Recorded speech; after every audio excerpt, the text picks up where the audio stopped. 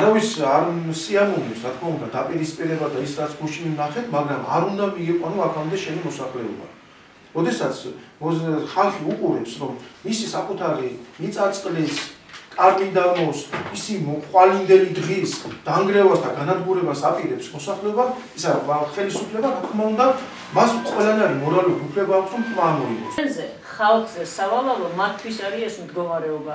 ჩვენ ვიცით ხალხის აზრი, ესენი იმას საზღვრავენ, რომ მოისყიდეს დაუშვათ სოფლის 70%, დანარჩენი 30% წინააღმდეგია და თითქოს თავი ქუდში აქვს, მაგრამ იმ 30% შეუძლია ჩაკეტოს გზა და სწორედ ასეთი შეფასებები მოყვა ქუთაისში თემთა ერთობის წევრების მხრიდან ბანკში განვითარებულ მოვლენებს. სრულიად საქართველოს რეგიონალური გაერთიანების წარმომადგენლებმა ბანკისელებს სოლიდარობა გამოუცხადეს. მათი განმარტებით ხელისუფლებამ უარი უნდა თქვას დიდი ჰესების მშენებლობის პროექტებზე. სამწუხაროდ, როგორც ჩანს, ხელისუფლება კვლავ აგრძელებს თავის ხისტ პოლიტიკას დიდი ჰიდროელექტროსადგურების მშენებლობასთან დაკავშირებით და კვლავ არაპირებს მოსახლეობის აზრის გათვალისწინებას და ასეთმა პოლიტიკამ რა შედეგებამდე შეიძლება მიიყვანოს ქვეყანა, თვალნათლივ დაგვანახა გუშინ პანკისში განვითარებულმა მოვლენებმა. მოთხოვნები ასეთია.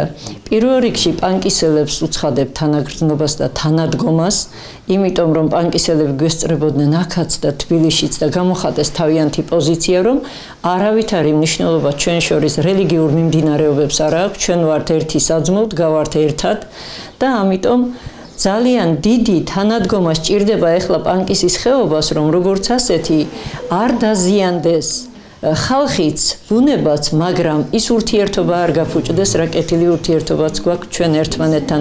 პანკისში განვითარებული მოვლენები ქუთაისელებმა შეაფასეს. მეგადების მიერ გამოკითხული მოქალაქეების უმეტესობა მიიჩნევს, რომ ხელისუფლებამ არასწორი ნაბიჯი გადადგა. რაც შეეხება ჰესების მშენებლობას, ეს დასაშვებია, თუ კი არ მოიტანს ეკოლოგიურ ზიანს, აცხადებენ ისინი. ლახა გააკეთეს, არასწორი იყო და მე არ შეგვიძლია. ლახა ვინ გააკეთა? მთავრობამ თუ პანკის? რა თქმა უნდა, მთავრობამ. რატომ ფიქრობთ ასე, რომ რა თქმა ბეტერები და იყვანა იქ. დიახ, და თუ შეგიძლიათ გითხრათ ზოგადად ჰესების მშენებლობასთან დაკავშირებით რა აზრით ხართ, იმიტომ რომ მხოლოდ პანკისში არ შენდება, ბევრ გაშენდება და ამბობენ რომ ქუთაისაც ემუქრებას ამ. იქ ჰესების საჭიროა ის ეგ. ან თქვენ მომხდარ ხართ ჰესების მშენებლობის? თუ არაფერს გააფუჭებს იყოს იგესები და ხალხის სამუშაო იქნება. მაგენთან დიპლომატიით თუ იმუშავებთ, არა ასე რქებით დადაკებით და იმითი მე მგონი ვერაფერს ვერ გავხდები. შეაკლავენ ხელს, თავს შეაკლავენ და დამთავრდება ამით. ეს ორი ჰესი არის და მესამე რო იქნება შეიცვლება ყველაფერი და ცოდვა ეს ხალხი თაში ცხოვრობს და წყალი არ ექნეს დასალევი. დიდი ამბავია შილო რა უნდა გითხრათ აბა. დიახ. არ შეიძლება ერთმანეთის შული დამტრობა და ისე გესების მშენებლობასაც შეეხება საჭიროა გესები თუ გარემოს არ დავაბინძუროთ. დიახ, და თქვენ როგორ ფიქრობთ, საქართველოში შესაძლებელია ისე აშენდეს, რომ იყოს სარგებლის მომტანი და საფრთხე არ მოიტანოს? რა თქმა უნდა, ჩვენ პირობები შულო სხვა ქვეყნებს არ აქვს. ორი სიტყვით რას ფიქრობთ, რამდენად სწორი ნაბიჯები გადადგა სახელმწიფო? ხალხმა სწორი ნაბიჯი. დიახ, და რას ფიქრობთ ჰესების მშენებლობასთან დაკავშირებით? სხვადასხვა წერტილში შენდება საქართველოს და რამდენად სწორია ეს ნაბიჯი და უნდა იყოს თუ არა ამდენი? არ არის, სწორი, არ შეიძლება, არ შეიძლება. რატო ხალხი ცხოვრობს? იქანათან ყველას უნდა თავის ადგილმამული და ყველაფერი.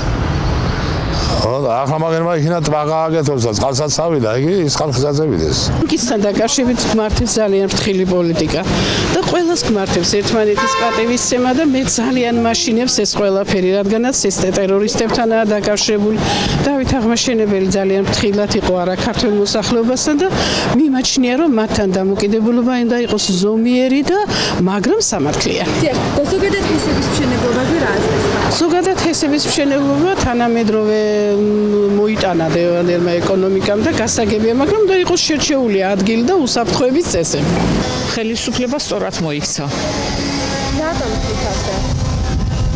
ამ შემთხვევაში სწორად მოიქცა, მაგრამ შეიძლება ყველაფერს რო გადავხედოთ, ფინალი არ არის საინტერესო. დიახ, და ჰესების აშენებაზე ზოგადად რა ფიქრობთ? უნდა შენდებოდეს თუ არა ქვეყანაში ჰესები, როდესაც ესეთი პატარა მიწა გვაქვს?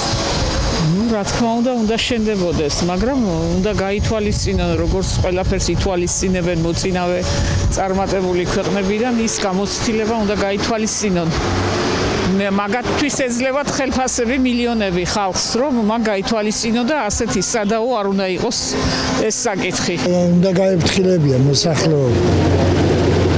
ახლა დანაშაული ადამიანს არაფერი არ აქვს, მაგრამ პირიქით ჩვენთვის უკეთესი არის ის, რომ გესი გვექნება, ელექტროენერგია გვექნება და ყველაფერი. თუ არ ამნებს იმეს რამეს, უნდა შენდებოდეს, საცვლად თუ გვექნება, უკეთესი არ არის. ყველაზე რთული მდგომარეობა ახლა სვანეთში არის 4 მიკროჰესი შენდება.